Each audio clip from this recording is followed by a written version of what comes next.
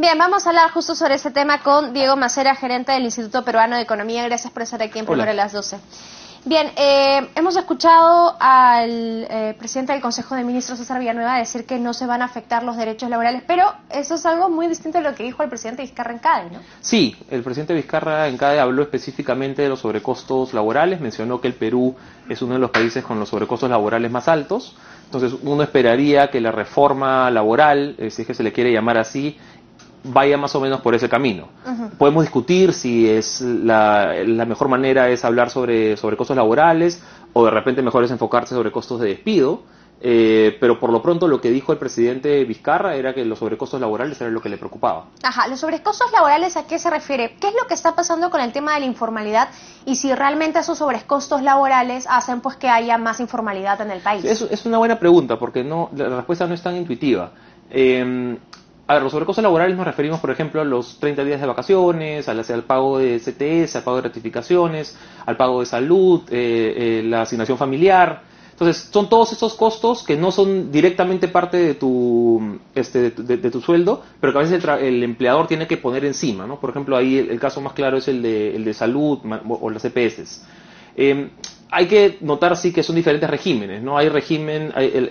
no todas las empresas pagan igual. No todas las empresas pagan igual, correcto, ¿no? Las MIPES tienen un régimen de menos pago de CTS, menos vacaciones. Las empresas de régimen general, ¿no? Generalmente las medianas grandes, sí tienen sobrecostos mucho más fuertes, ¿no? Tienen las 2 gratificaciones completas, la CTS completa, las vacaciones de 30 días.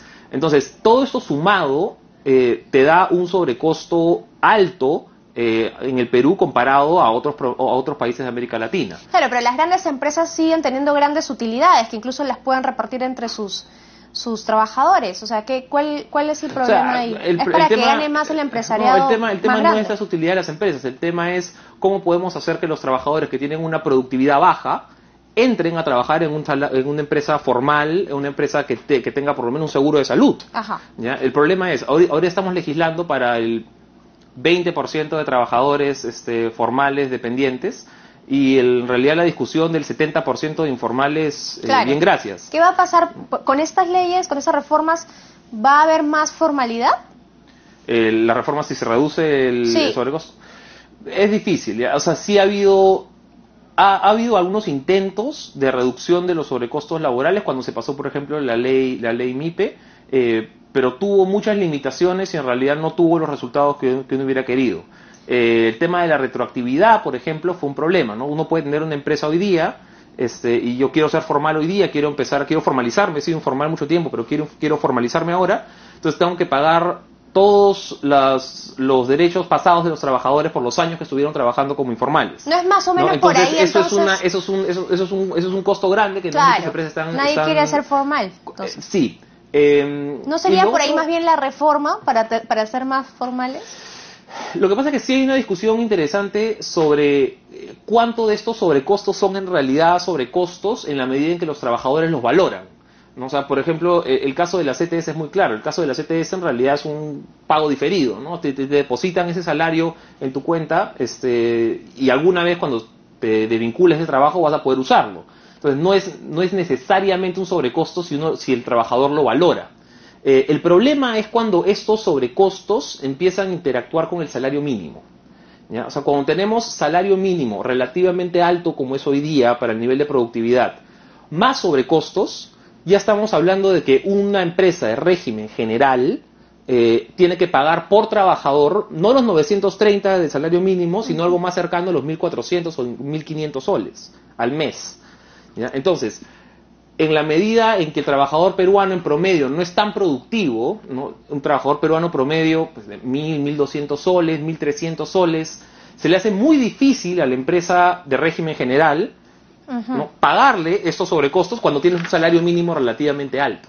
Claro. Acá tengo algunos datos que dicen que, los peruanos trabajamos 48 horas semanales, cuando en otros países es 40 horas, y además en realidad, en el tema de la informalidad, se llega hasta trabajar a 70 horas semanales. Entonces, ¿de qué baja productividad estamos hablando? Justamente tienes baja productividad, tienes que trabajar mucho porque tienes baja productividad. O sea, tienes muchas horas de trabajo, porque en cada hora de trabajo produces muy poco.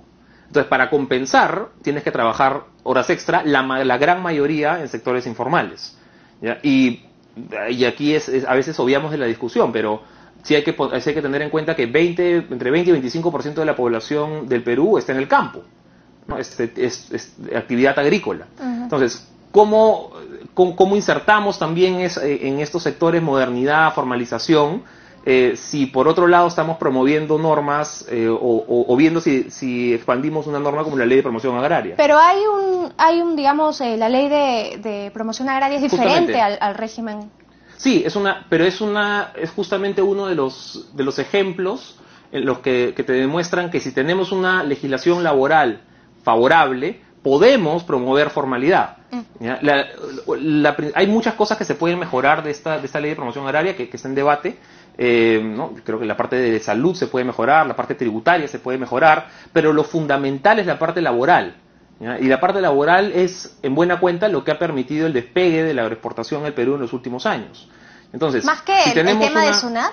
¿Más que el tema de impuestos? El tema de SUNAT yo creo que sí se debería revisar. Hay un espacio ahí para mejorarlo, pero si uno habla con las personas que están metidas en la actividad, te dicen que lo fundamental es mantener por lo menos el régimen laboral que tienes, que te da flexibilidad para contratar a trabajadores en función a la necesidad de la empresa.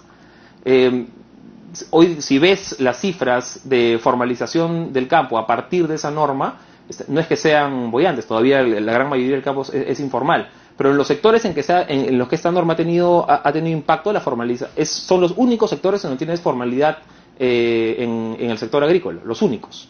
Entonces, creo que hay que ser objetivos al momento de evaluar si esta norma, evaluar los beneficios y expandirla, y a la vez tomar las lecciones que nos deja esta norma para el régimen general o para algunos otros regímenes especiales que podamos tener en el futuro.